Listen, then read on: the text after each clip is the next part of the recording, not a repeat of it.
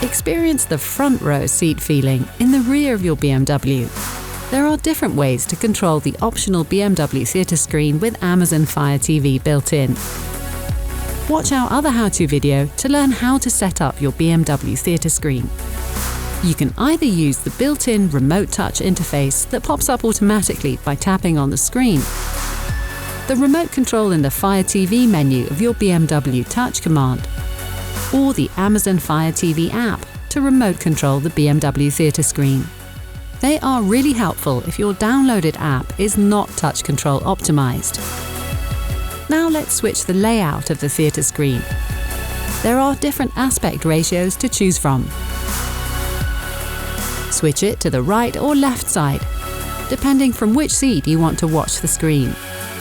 You can also use the theatre screen to display HDMI input from a personal external media device. Use the HDMI interface at the back of the screen to plug in the connection cable.